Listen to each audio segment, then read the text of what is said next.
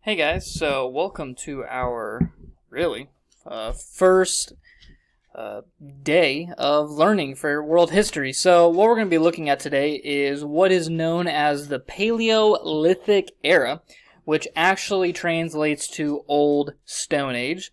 So if you're watching this from home, obviously you can print out your own notes, you can take notes on your own. But we're going to be doing notes, and then after you do the notes, you will be doing a reading on the history of humans. That is a sync blast. So yeah, let's go ahead and get started. So when we are learning about our ancestors, the question that we have to look at is how do we learn about past civilizations and past people? Now the best way, the most efficient way, to learn about past civilizations and people is to read. Go back and look at the readings that these people left behind. What did they write down? That is the easiest and most efficient way to learn about their culture and really how they lived. All right? So if we go back to the Paleolithic era, we're going to find that there's no real written records. So the question that we as historians are tasked with is how then do we learn about our ancestors? Now there are two main ways that we're going to do this. And the first is with archaeology, and the second is with anthropology. Excuse me.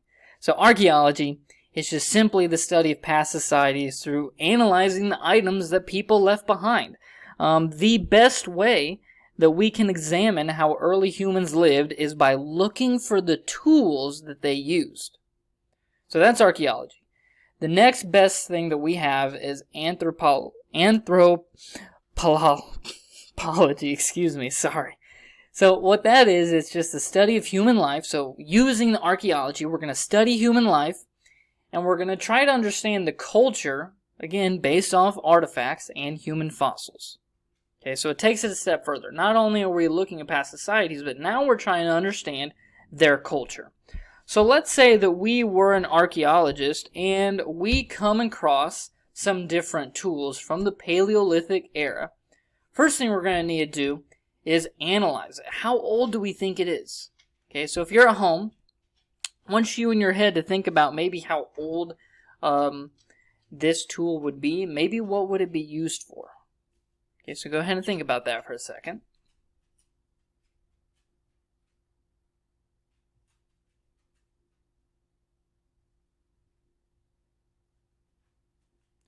Alright, so now you've had about 10 seconds to look at this tool, maybe think about how old it is, how complicated it is, are there any defining features to it.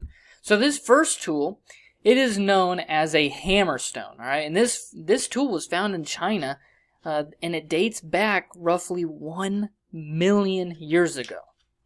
Alright, so you might think to yourself, well, in our one Kahoot that we did, modern humanity didn't begin till about 250,000 years ago. So who was using this tool, right? And I'll tell you, it was a human ancestor. So not a Homo sapien sapien, which is what we are, but a cousin relative to us. Alright? Now the way that we know that this is a hammerstone is if you look at the battery marks that are on it, right? So obviously, whoever or whatever was using this tool, they took it and they were hitting something else with it, and those hits left marks on it. All right. So let's look at this one. Okay, I want you to go ahead, take it about 10 seconds, look at some defining features, the shape. Just want you to kind of hypothesize what you think this tool was used for. I'll give you about 10 seconds.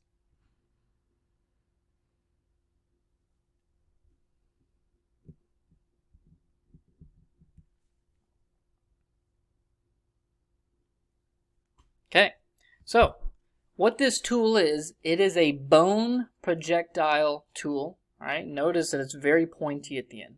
All right, so like the one that we see here on the screen, historians and archaeologists have hypothesized that early humans would have attached this maybe to a spear, maybe a dart. We're not really sure. This one in particular was found roughly 200,000 years ago, and it was found in Ethiopia. And if you don't know where Ethiopia is, it's roughly around Central Africa, which is actually where we hypothesize modern humans came from. Alright, so let's look at our final tool. Go ahead, I'll give you another 10 seconds to look it over, hypothesize where you think it came from, or what it was used for.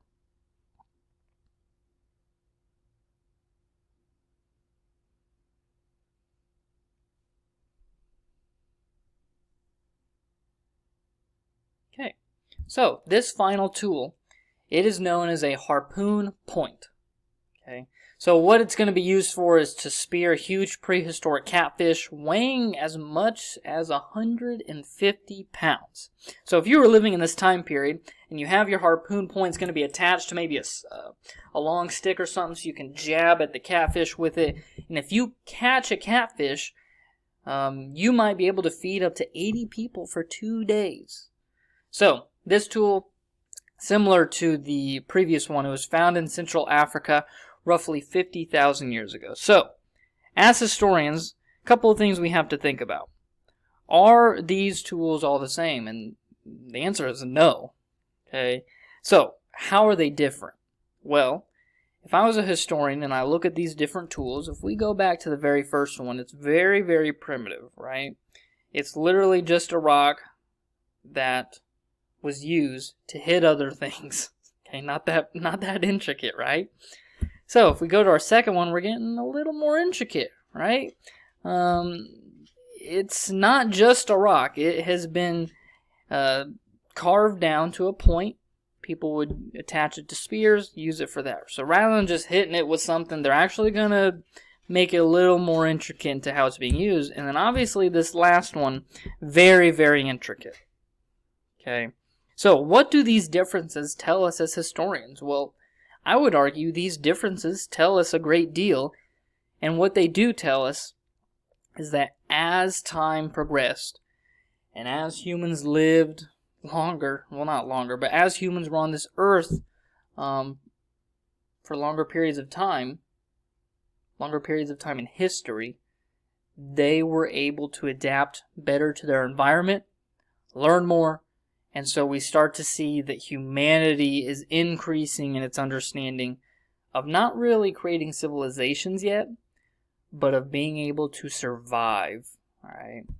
So, let's look at really what is the Paleolithic era. So the Paleolithic era, it dates to about 2.5 million BC up to about 10,000 BC. And based off of archaeology, we estimate that the first modern humans date back to 250,000 years ago. Now that might sound like a long time, right? But when we look at the actual history of the earth, humans have not been here very long. Okay, so if you're watching this from home, there is a link here that you can open up, and I'll have it hyperlinked later. If we're in class, we'll watch it right now. If you're at home, you can watch it later. Alright, so first humans, 250,000 years ago. And like I mentioned earlier, it's going to actually take some time for evolution to do its course. We looked at the hammerstone, and that was 1 million years old. So when we're talking about the hammerstone, I would argue that one of our early cousins was using it, and eventually, through the human lineage, we will get to Homo sapiens, which is our direct ancestors. So, our biggest theory that we have out of the Paleolithic era is called the out of Africa theory. So historians and archaeologists hypothesize that about 100,000 years ago, our ancestors started to migrate out of Africa and into Europe and Asia. So, as historians, we have to think to ourselves, why might our ancestors want to migrate out of Africa?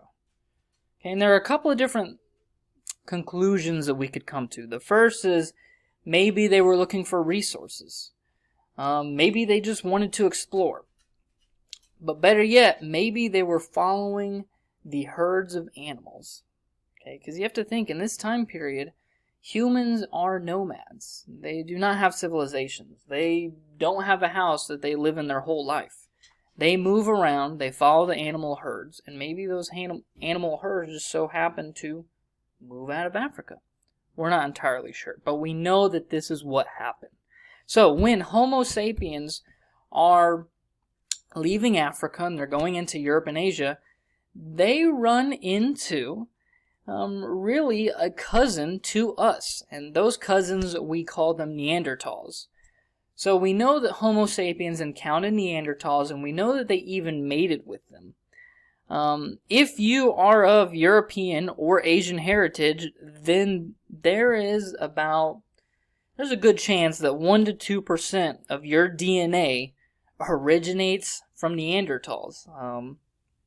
Some characteristics of Neanderthal lineage is red hair, freckles, a large brow, a wide nose, large hands, a bigger cranial bump on the back of your head.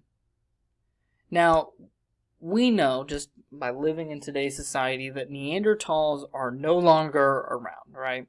So what happened to them? Well, we know that they would eventually die out, but we're not really sure why they died out. Why did they disappear from the archaeological records?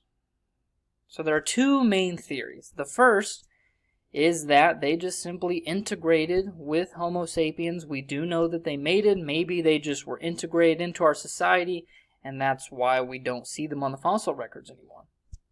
The other main theory is that Homo sapiens and Neanderthals fought against each other in warfare for control of resources, for control of the land and of the animals that lived in that land.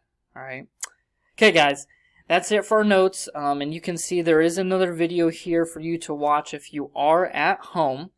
So once you have finished your notes, once you've watched the 2 other videos, the last thing you're going to do for today is that reading, that St. Blast reading that we mentioned at the very, very beginning of our notes, which is titled The History of Humans, St. Blast. Okay, and when you're going through the reading, the thing that I want you to keep in the back of your head is our essential question. And that is, what is a civilization and how does one form? Because when we look at the Paleolithic era, civilization, although we have people on the planet, civilizations, the way that you and I think of civilization, hasn't really transpired yet. Okay? So I want you to keep in the back of your head, well then, what is going to cause civilization to form? Alright? So, that's it. If you guys have any questions, comments, concerns, please feel free to reach out to me via email or maybe just a comment in Google Classroom. But if not, that is all, and I will see you guys tomorrow.